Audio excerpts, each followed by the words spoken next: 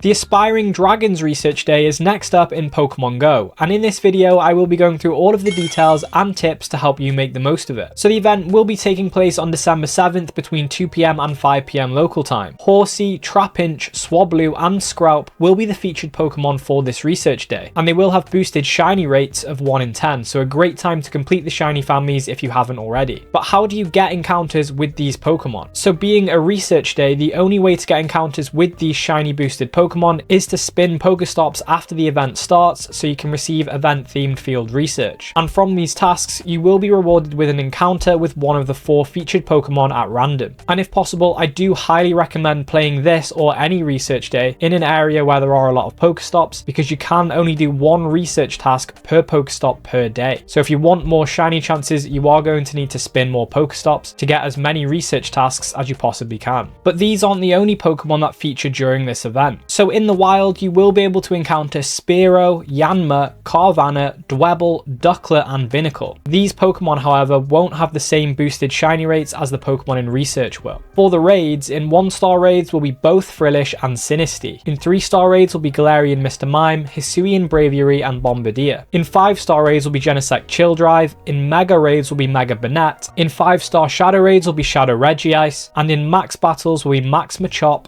Beldum, Wooloo and Phalanx. I will be going through how good each of these event Pokemon are later on in the video, so stay tuned for that. There will also be an optional timed research that you can purchase for $2, and this research will challenge you to complete field research tasks to get even more encounters with one of the featured Pokemon that you get to choose. Once you complete this timed research, you will get another timed research, and again you can choose one of the 4 featured Pokemon to get more encounters with. And the featured Pokemon you encounter from these timed research will have the same 1 in 10 boosted shiny rates as the ones you encounter from field research. And whilst this event is taking place, there will also be another overlapping event, and that will be the Just My Cup of Tea event, so the bonuses from that event will also be running during the research day, so you can take advantage of those as well. These bonuses will be 2 times friendship bonus damage in raids, and you'll get 50% more Stardust from completing raids. And as you get 2 free raid passes from spinning gyms this season, it is a good time to take advantage of those free raid passes, especially as we do have Genesect in 5-star raids, which is soloable. From the Just My Cup of Tea event, there will also be different Pokemon attracted to incense as well. So these Pokemon will be Oddish, Miltank, Combee, Gothita, Litwick and Spritzy. And when it comes to all of the event Pokemon that are featured during this event, which are most worth focusing on? So out of the 4 main featured Pokemon for the research day, it's only really Scraup that has any meta relevance, because Dragalge is ranked 38 in the Ultra League with 1 15-15